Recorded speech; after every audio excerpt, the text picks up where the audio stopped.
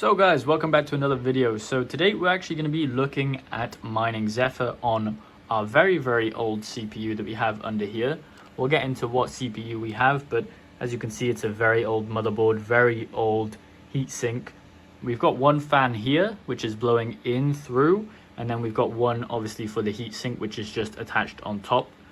This is our normal recording slash, solo mining, messing about rig. And if we come down to the screen here, we can actually see we're getting around 2127 mega hash on the miner there. On an average of 10 minutes, we're getting 1983. And then an average of 15 minutes, we're getting 2150-ish, 2164. So when we're typing in the calculation figures, we're going to go for this 15-minute one, just because it's more average over the time. So we're going to go with around 2150 hashes. Remember, this is not mega hash for Zephyr, it's hashes. And this is on one Intel CPU. So we're actually working with an Intel i7, so slightly old. It's a 4770. We have the lithography is only 22 nanometers, so very large compared to the CPUs for AMD.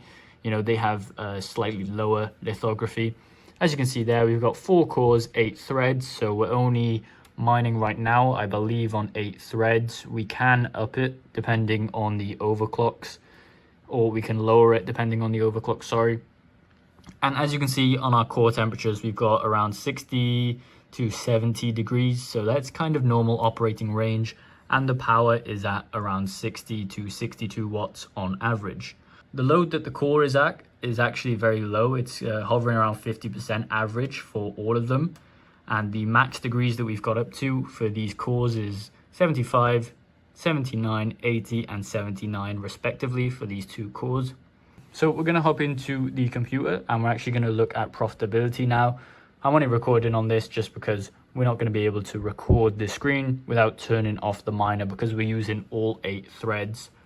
And as you can see there, we're actually mining to hero miners. I just wanted to mention that as the last thing. So let's hop onto the computer and let's go over some profitability on this old Intel's i7-4770 on hash rate NO. So now we're in the computer, as you can see there on the core temp application here. This is just one to monitor the temperatures of your CPU. I don't think you can play around with the fans or anything, but the power is ranging now that we're not mining is around 10 watts. But we were at 60 watts with around 2150 to 2160 hashes per second. So we were using 8 threads, so you can limit the threads. I'll just show you how to do that quickly. If you go into downloads, find your miner file right here, xmrig. Ours is the mine.zef file. If we right click and click on edit, you can actually see we were only using 4 threads to get 2126 hashes. So you can edit this to 8 threads depending on how many threads you have, and you'll know because it says there, however many cores you have, you just double that and that's how many threads you will have. So because we got 4 cores, we got 8 threads there. So we could edit to use all 8 threads, but it's going to overload the PC a little bit and give less efficiency. So now let's bring it over to the mining calculator. As we can see here, if we scroll down, we can actually find Zephyr. So right now we're at 10 cents per kilowatt hour. And remember, this is a very old CPU. I believe it came out, if we look up here, in June of 2013. So a very old CPU in respective to other CPUs. So old that it's not actually listed on the CPUs on hash rate NO. These are mainly the more profitable ones, but as you can see, very profitable for Zephyr right now on these AMD. And there's one Intel i9 right up there. There are some i9s down here. However, for the most part, AMD CPUs are way better than the Intel ones. But the reason I'm making this video is to show you kind of what profitability you could get from these Intel CPUs if you have them on your computer instead of these AMD ones, which a lot of people would have. As we scroll down, as you can see, the 4770 that we're actually working with is not listed on here. They have a 4790, which is slightly better, I believe. They have some i5s as well, which are slightly in profitability. And then we hit negative profits at i5 2400 or the i3s, mainly as we go down there. They do have an Intel i7-4770K there, and that's in minus profits. So let's actually go back to the calculator and see what we can get in terms of profitability on this CPU, which is now 10 years old. So we're looking at hashes, 2160, and the wattage, we'll just go with the highest watts, which is around 62, I believe it hit up to, but it was ranging from 60 to 62. We click on calculate because there's no real investment for these, because these are pretty much the oldest CPUs that we have, and this is on my recording rig, so the one that I'm recording on right now. And as you can see there, the power cost, remember this is at 10 cents per kilowatt hour, is 15 cents power, and the revenue is 28 cents. So we're making a profit of 13 cents on one of these very old CPUs. Now, if we actually up the kilowatts per hour to around 15, we can see if we can break even on that. So we're still in profitability at 15. If we bring it up to, I believe, 18 would put us out of profitability. So 18 is basically on the negative side. Maybe 19 will put us into the negative profitability if we check there again.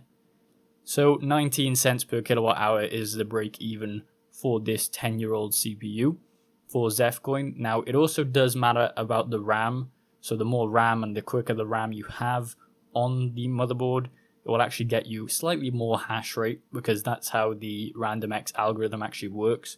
So it does depend on the RAM. I believe we're just working with some DDR4. And if you had obviously, updated motherboards and stuff like that, you'd have slightly better hash rate for these CPUs if you had quicker RAM.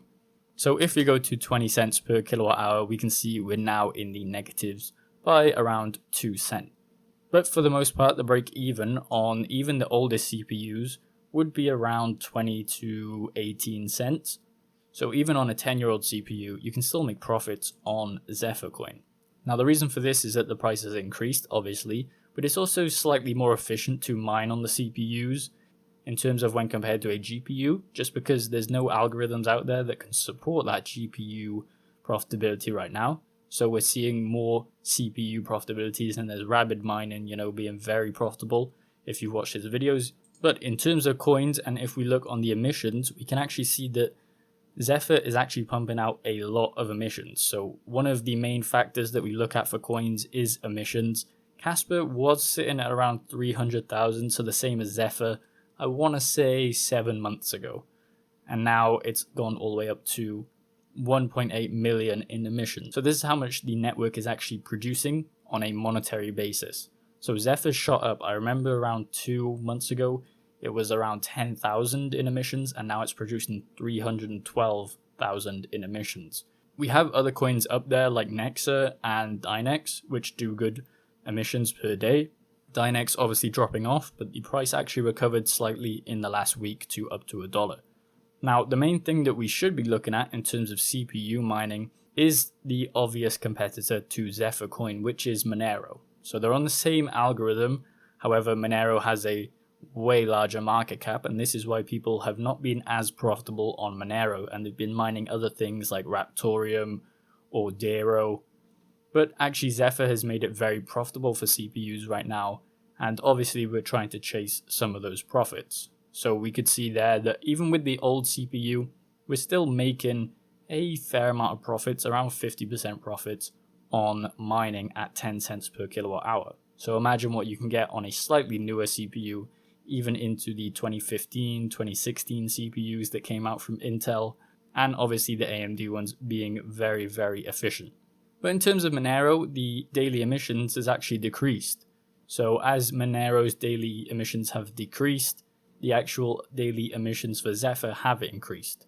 So if we click on this, we can see over the past couple of days, the price of Zephyr and the earnings per Zephyr have actually gone and they've crossed over. This is one of the main metrics that you look for in coins, is when they start to cross over, that tends to shoot the price up, just because, more hash rate and more earnings, which equals a higher price. Those two tend to follow each other, price and hash rate. It's really nobody can really tell which one follows which, but it's obviously a good thing to see, and we see it all the time that hash rate follows price, or price will follow hash rate, depending on what we see. We saw it with Casper, where the hash rate spiked up and then price followed afterwards. So that was just a quick video showing you guys how to be profitable on a CPU, even if it's an old CPU for Zephyr mining. Now these profits probably won't stay around for that long, and if you want to be profitable, you kind of have to have slightly lower electricity rates, but not that low. You know, if we're at 10 cents per kilowatt hour, the only GPUs that are profitable are like the 40 series, but if we up it to 20 cents, it's going to probably be, you know, a couple that are profitable, all the way down to, as you can see, the 6600 XT. But basically every CPU, if we go over here, is profitable. So make sure you guys start mining Zephyr coin. I do have a video on my channel that if you want to go watch and learn how to mine Zephyr coin, then you can check that out. I'll leave it linked in the description if it did help you out. And if you enjoyed the video, please leave a like and subscribe to the channel for more content like this.